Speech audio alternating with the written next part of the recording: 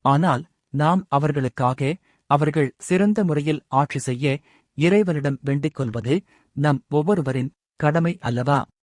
எல்லா விதமான பிரார்த்தனைகளும் நல்லதுதான், இறைவனைதான் மகிமைப்படுத்துகின்றன.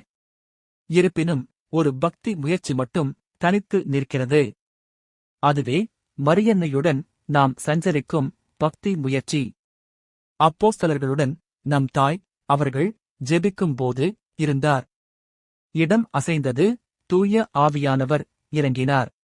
பரிசுத்த திருசபை உண்டாக்கப்பட்டது.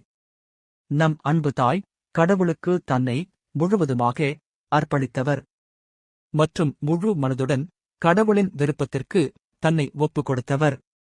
அதன் காரணமாக இறைவன் அன்னையை உயர்த்தினார், பெண்களுக்குள் ஆசீர்வதிக்கப்பட்டவர் என அழைத்தார்.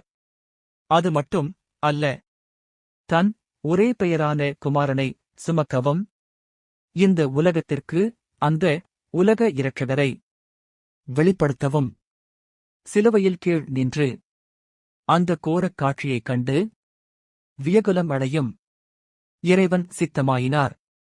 இரட்சகர் இயேசுவோ சிலுவையில் தன் சொல்லொண்ணா பாடுகளுக்கு மத்தியில் தன் உயிர் தன்னை விட்டு பிரியும் தருவாயில் அன்னையை உலகிற்கு தாயாக அளித்தார். அந்த அன்னையின் மூலமாக நாம் நம் ஜெபங்களை ஏறெடுக்கும்போது அவை உடனடியாக கேட்கப்பட இதுதான் காரணம். நமது தாய் பல இடங்களில் தோன்றினார். கடவுளிடமிருந்து பல செய்திகளை நமக்கு கொண்டு வந்தார். அநேக இடங்களில் தோன்றவும் செய்கிறார்.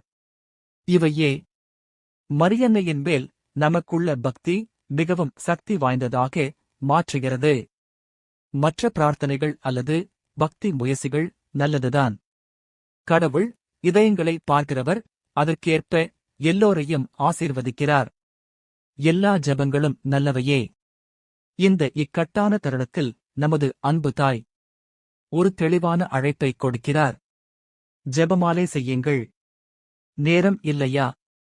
ஜெபமாலையை தினமும் கேளுங்கள். இந்த யூடியூப் சேனல் மூலமாக ஆசீர்வதிக்கப்படுவீர்கள். உலகம் மீண்டும் பழைய நிலைமைக்கு வரும். சமாதானம் பெருகும். இயற்கை சீற்றங்கள் குறையும். போர்கள் நிறுத்தப்படும்.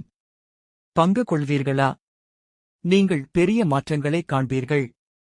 மேலும் இதை மற்றவர்களுடன் பகிர்ந்து கொள்ளுங்கள். இந்த மகத்தான மரியன்னையின் பணியில் பங்கு பெறுங்கள். இறைவன் உங்களை ஆசீர்வதிப்பாராக.